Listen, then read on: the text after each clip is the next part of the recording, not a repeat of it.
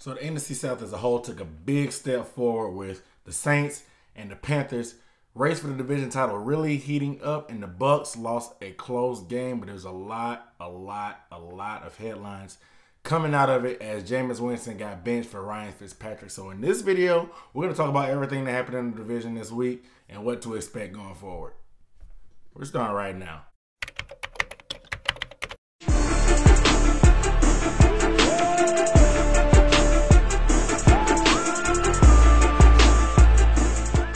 What up, dude? What's up, everybody? It's Aaron Duncan here from Necessary Bluntness Sports Talk. This is a channel I might not tell you what you want to hear, but I'm definitely going to tell you what you need to hear. On this video, I get a recap and analysis of the best division in the NFL, the NFC South. So if you want to see more videos about the Saints, Bucs, Panthers, or the Falcons, make sure you hit the subscribe button below, man.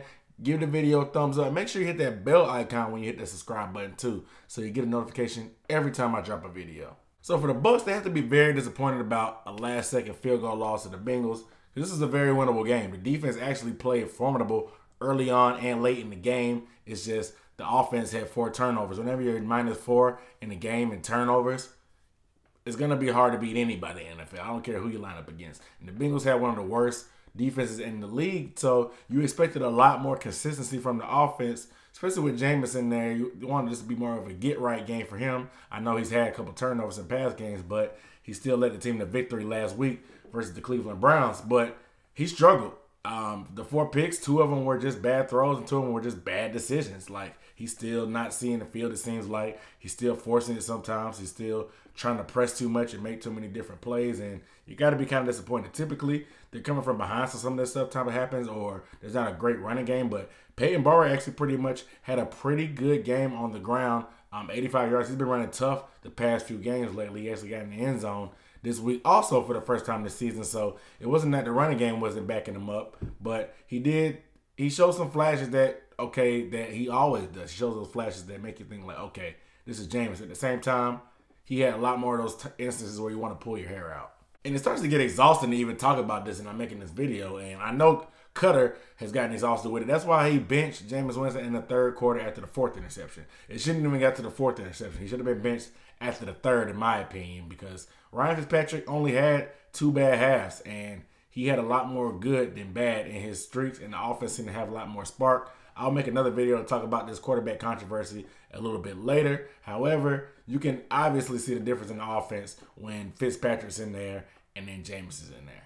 Like I said, the defense has to play well. JPP had 2 more sacks. He's been having a great year. This has only been one of the better signings that the Bucs have picked up. And the defense pretty much played as well as they could do against the offense that has some playmakers like Joe Mixon. I mean, they gave up 100-something yards rushing in the first half, but they got enough stops for if you have the top offense in the NFL like the Bucs do, you should be able to do more and take advantage. Like, had they taken advantage of the opportunities that the defense actually did give them, it might have been a whole different story. I mean, this defense isn't great. They're one of the last ones in the league. However, when they get a couple stops, you got to take that as a blessing. Any stops they get is a bonus. They're not going to get too many turnovers, which is kind of what hurts them a little bit, especially when the offense is turning the ball over that much. But any kind of stops they can get for that high-powered offense, you got to take it as a blessing, and they just weren't able to take advantage of it with Jameis in there at that point early in the game.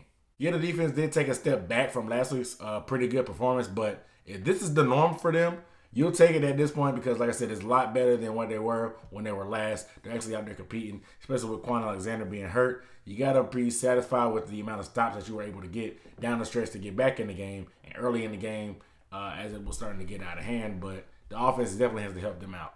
And Fitzpatrick came in and did what he does. I mean, he's not the guy. He's been a journeyman his whole career, so he pretty much has the F it mentality, and it's a different F it mentality than Jameis. Jameis is pressing. That's why he tries to force things. Fitzpatrick forces things because he's going to give his guys a chance. He believes in his guys, and he just doesn't care. You know, he's been a journeyman. He's lost plenty of jobs before. He's not playing not to lose his job or playing careful. He's playing to win and give his team a chance to win. You got to be disappointed in the amount of turnovers and what happened in the game from Jameis. And throughout all that crazy storm that happened, you still had a chance to win the game, and you only lost by a field goal. So there is some positives. However, this quarterback situation is a mess.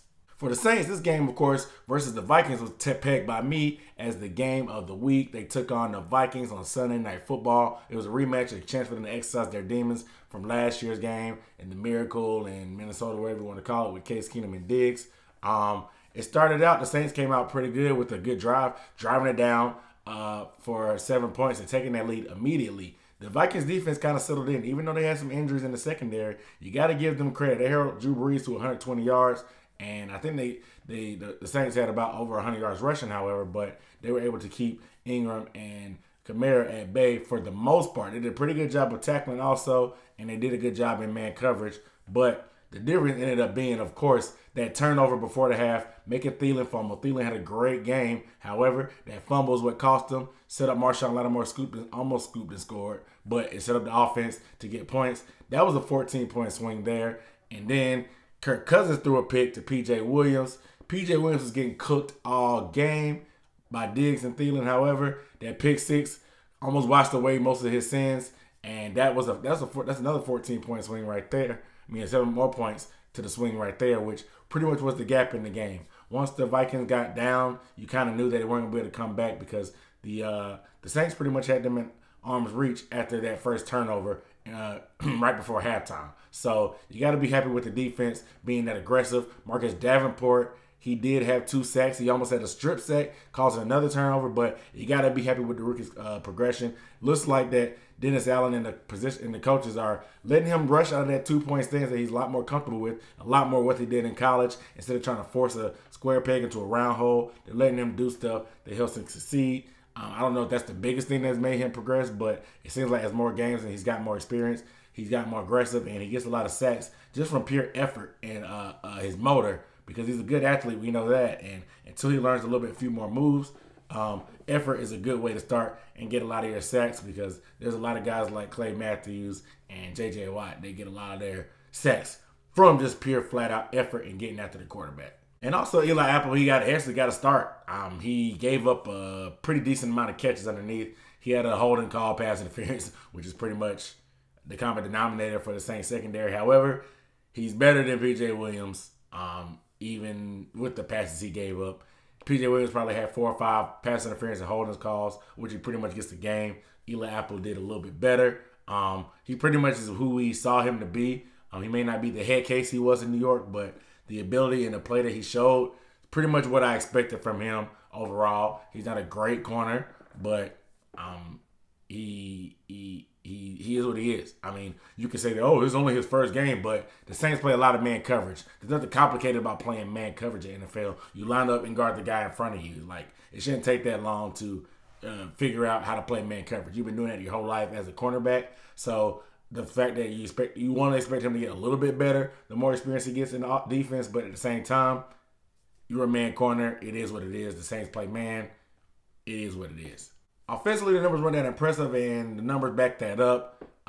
They were given a short field by the defense and spotted another 7 points on the pick six. That first drive, they actually looked great, but for the most part, it was a little bit of an offensive struggle. I know they were able to run the ball in some spots there, but the Vikings had a pretty good, respectable defense. You got to give them a lot of credit, Mike Zimmer and the rest of that defense, especially being down their best corner, Xavier Rhodes, and Trey Waynes, the number 2 corner. They did a pretty formidable job guarding everybody on the outside, and you got to give them credit. But at the end of the day, it came down to those turnovers by the defense that came and saved the day. So it's a good thing you actually get to see the Saints win different types of ways to show that, okay, there's different types of games that can be in. Can they come from behind? Can they win a close game? Can they win a game where their defense struggles in the shootout? Can they win a game where their offense struggles and their defense has to create opportunities? And they showed that as a sign of a good team. They got the Rams this week. This is the game of the year. If last week was the game of the week, this is the game of the year. This is for first place in the NFC supremacy.